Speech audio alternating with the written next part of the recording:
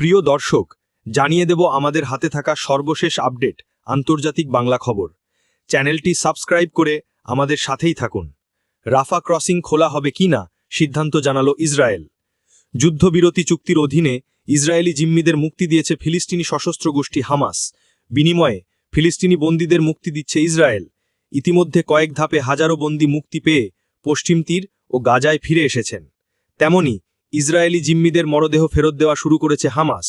এ সবই করা হচ্ছে ডোনাল্ড ট্রাম্পের যুদ্ধবিরতি প্রস্তাবের আলোকে। কিন্তু গাজার লাইফলাইন খ্যাপো রাফা ক্রসিং এখনো বন্ধ করে রেখেছে ইসরায়েলি বাহিনী। অথচ যুদ্ধবিরতি চুক্তির অধীনে ক্রসিংটি মানবিক সাহায্য প্রবেশের জন্য খুলে দেওয়ার কথা রয়েছে। অবশেষে পরিকল্পনা অনুযায়ী রাফা ক্রসিং আবার খুলে দেবে বলে জানিয়েছে ইসরায়েল।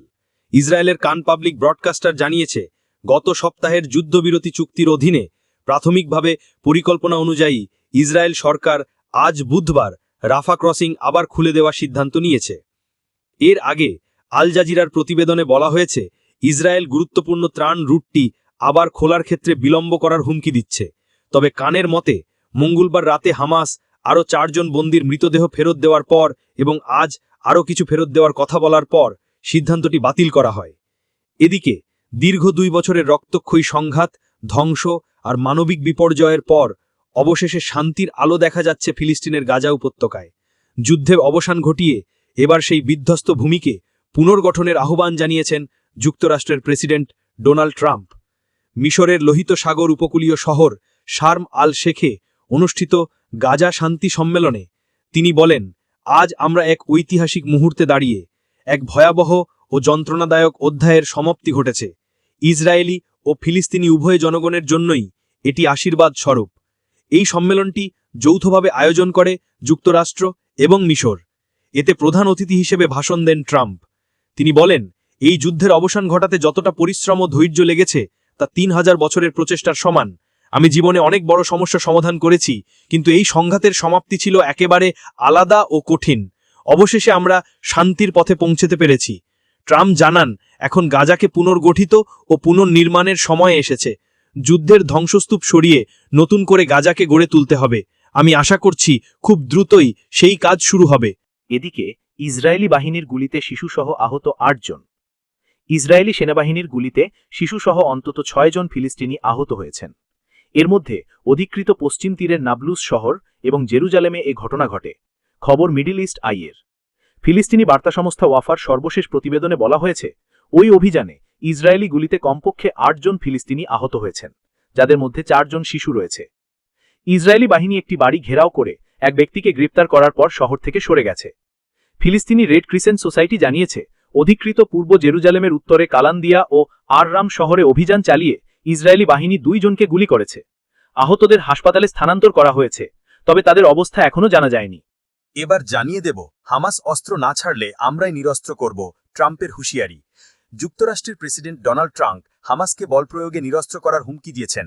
গাজা উপত্যকার উপর আবারও নিয়ন্ত্রণ প্রতিষ্ঠা করতে গিয়ে হামাস যখন শত্রু সহযোগীদের বিরুদ্ধে অভিযান চালাচ্ছে, সেই সময় এমন মন্তব্য করলেন ট্রাম্প। সাংবাদিকদের সঙ্গে আলাপে গত মঙ্গলবার ট্রাম্প বলেন, হামাস যুক্তিসঙ্গত সময়ের মধ্যে অস্ত্র না ছাড়লে আমরাই তাদের নিরস্ত্র করব, আর তা হবে বল প্রয়োগে। তবে কবে নাগাদ হামাস অস্ত্র ত্যাগ করবে সেই বিষয়ে ট্রাম্প কিছু বলেননি। ট্রাম্পের এমন বক্তব্যের পর তার শান্তি পরিকল্পনার ভবিষ্যৎ আরও অন্ধকারাচ্ছন্ন হল বলে মনে করছেন কেউ কেউ। কেননা গাজায় সংঘাত বন্ধে ডোনাল্ড ট্রাম্পের 20 দফা পরিকল্পনার একটি শর্ত হল হামাসের অস্ত্র সমর্পণ। এই শর্ত নিয়ে এখনও হামাস ইসরায়েল সমঝোতা হয়নি। ইসরায়েল আগেই জানিয়েছে তারা গাজায় কিছু সশস্ত্র গোষ্ঠীকে অস্ত্র দিয়েছে।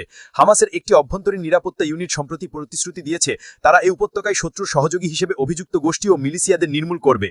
তবে সম্প্রতি ট্রাম্প বলেছেন, গাজা শৃঙ্খলা বজায় রাখার জন্য হামাসকে স্বল্প সময়ের জন্য অস্ত্র ব্যবহারের অনুমতি দিয়েছেন তিনি। গাজার বিভিন্ন এলাকায় এখন আইন শৃঙ্খলা রক্ষা করা বড় চ্যালেঞ্জ হয়ে দাঁড়িয়েছে। ইসরায়েলের হামলা না চললেও গত কয়েকদিনে হামাসের সঙ্গে বিভিন্ন সশস্ত্র গোষ্ঠীর সদস্যদের সংঘর্ষ হয়েছে। এতে বেশ কয়েকজন ফিলিস্তিনি নিহত হয়েছেন। এর মধ্যে একটি ভিডিও অনলাইনে ছড়িয়ে পড়েছে। তাতে দেখা যায় পিছমরা করে হাত বাঁধা 7 জনকে টেনে হিচড়ে গাজা নগরীর একটি চত্বরে নেওয়া হচ্ছে। পরে তাদের বসিয়ে পেছন থেকে গুলি করে হত্যা করা হয়। পরে হামাসের একটি সূত্র রয়টার্সকে জানায়, ভিডিওটি গত সোমবার ধারণ করা, আর 7 জনকে হামাসের সদস্যরাই হত্যা করেন। বিবিসি ভিডিওটি যাচাই করে দেখেছে এটা গাজা নগরীর একটি জংশনে ধারণ করা। ইসরায়েল আগেই জানিয়েছে তারা গাজায় কিছু সশস্ত্র গোষ্ঠীকে অস্ত্র দিয়েছে। হামাসের একটি অভ্যন্তরীণ নিরাপত্তা ইউনিট সম্প্রতি প্রতিশ্রুতি দিয়েছে তারা এই উপত্যকা শত্রু সহযোগী হিসেবে অভিযুক্ত গোষ্ঠী ও মিলিশিয়াদের নির্মূল করবে। সবশেষ জানিয়ে দেব, দৃষ্টিসীমার বাইরে গিয়েও আঘাত হানবে চীনা ট্যাঙ্ক। চীনের পিপলস লিবারেশন আর্মি সম্প্রতি তাদের নতুন প্রজন্মের টাইপ 100 মেইন ব্যাটল ট্যাঙ্ক উন্মোচন করেছে, যা বিশ্বজুড়ে সামরিক কৌশল এবং স্থলযুদ্ধের সংজ্ঞাকেই পাল্টে দিতে পারে। ঐতিহ্যবাহী স্বল্প পাল্লার লড়াই থেকে সরে এসে দূরপাল্লার আক্রমণে সক্ষম এই অত্যাধুনিক ট্যাঙ্ক চীনকে সামরিক উদ্ভাবনের একেবারে সামনের সারিতে নিয়ে এসেছে। সামরিক বিশেষজ্ঞরা মনে করছেন এই পরিবর্তন কেবল চীনের সামরিক সক্ষমতাকে বাড়িয়ে দিচ্ছে না, বরং ভবিষ্যতের বিশ্ব সামরিক ভারসাম্যে গভীর প্রভাব ফেলবে। নতুন এই ট্যাঙ্কের সাধারণ থার্মাল সাইট, নাইট ভিশন বা ট্যাঙ্ক কমান্ডারের সাইটে দেখা যায় না এমন দূরত্বের লক্ষ্যবস্তুতেও আঘাত হানতে পারে। একই সঙ্গে এর রয়েছে নেটওয়ার্ক ভিত্তিক যুদ্ধ পরিচালনার সক্ষমতা। আনুষ্ঠানিকভাবে বলা হচ্ছে দৃষ্টিসীমার প্রচলিত গণ্ডির বাইরে গিয়ে আঘাত হানবে এই ট্যাঙ্কের ছোড়া গোলা ও মিসাইল। তবে এখানে শুধু খালি চোখে দেখার সীমাকেই বলা হচ্ছে না, যার প্রচলন দ্বিতীয় বিশ্বযুদ্ধের মাঝামাঝি সময়ে ফুরিয়ে আসে। তাছাড়া আধুনিক ট্যাঙ্কের সাইট ও সেন্সার সেই দৃষ্টিসীমাকে বহু দূর বিস্তৃত করে, তবে তারও একটা সীমা আছে, সেটাকেই দৃষ্টিসীমার প্রচলিত গণ্ডি বলা হচ্ছে এখানে। পিএল-এর এই নতুন ট্যাঙ্ক স্থলযুদ্ধের ধারণায় মৌলিক পরিবর্তন আনছে। পিএলএ ডেইলির রিপোর্ট অনুযায়ী টাইপ 100 ট্যাঙ্ক পিএলএ-কে নিকটবর্তী সংঘাত থেকে দীর্ঘ পাল্লার যুদ্ধ সবকিছুতে সক্ষম করে তুলছে। ট্যাঙ্ক কমান্ডার সুন ইয়ংমিং এই অগ্রগতিকে যুগান্তকারী আখ্যা দিয়েছেন। তিনি বলেছেন, ট্যাঙ্কটি অপটিক্যাল, ইনফ্রারেড এবং রাডার সেন্সর ব্যবহার করে ব্যাপক যুদ্ধক্ষেত্র সম্পর্কে ধারণা লাভ করতে পারে। বিজয় দিবস মহড়ায় আত্মপ্রকাশ করা টাইপ 100 ট্যাঙ্কে কৃত্রিম বুদ্ধিমত্তা, অপটিক্যাল ও রাডার সেন্সর এবং নেটওয়ার্ক ভিত্তিক যুদ্ধের ক্ষমতা যুক্ত করা হয়েছে। এর ফলে এটি দ্রুত চলাচল করতে এবং কৌশলগত অবস্থান নিতে সক্ষম হয়। এই প্রযুক্তিগত অগ্রগতি পিএল-এর helicopter, rocket launcher, electronic warfare unit এবং ড্রোন সহ বিভিন্ন সামরিক ইউনিটকে একটি সুসংহত তথ্যকেন্দ্রিক যৌথ বাহিনীতে পরিণত করার বৃহত্তর প্রচেষ্টার অংশ। সামরিক বিশ্লেষক ওয়াং ইউংফেই টাইপ 100 প্রবর্তনকে পিএল-এর ক্ষমতার ক্ষেত্রে এক যুগ নির্ধারক পরিবর্তন হিসেবে বর্ণনা করেছেন।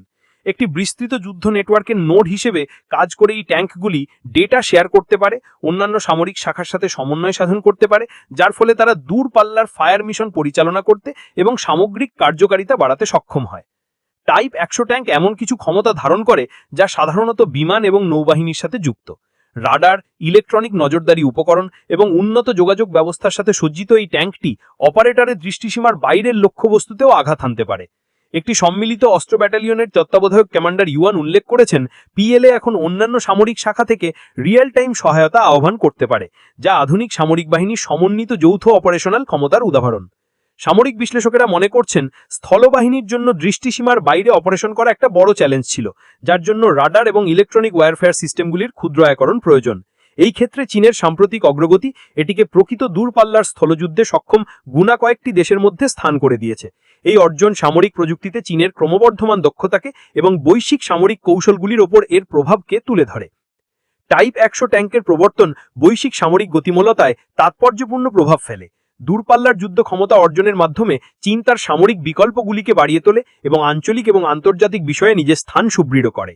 এই উন্নয়ন অন্যান্য দেশকে তাদের সামরিক কৌশল পুনর্মূল্যায়ন করতে এবং সমতা বজায় রাখার জন্য সমরূপ প্রযুক্তিতে বিনিয়োগ করতে পারে। দূরপাল্লার যুদ্ধ এবং সমন্বিত যৌথ অপারেশন দ্বারা চিহ্নিত যুদ্ধের এই বিবর্তনশীল প্রকৃতি ঐতিহ্যবাহী সামরিক মতবাদগুলিকে চ্যালেঞ্জ জানাচ্ছে এবং প্রতিরক্ষা পরিকল্পনার জন্য নতুন পদ্ধতির প্রয়োজন। দেশগুলি যখন এই পরিবর্তনগুলির সাথে নিজেদের মানিয়ে নেবে, তখন মূল অঞ্চলগুলিতে ক্ষমতার ভারসাম্যে পরিবর্তন আসতে পারে, যা নতুন জোট এবং প্রতিদ্বন্দ্বিতার জন্ম দেবে। টাইপ 100 ট্যাঙ্কের ক্ষমতা ভবিষ্যতের মিলিটারি সংহতির জন্য প্রযুক্তিগত উদ্ভাবনের গুরুত্বকে তুলে ধরে।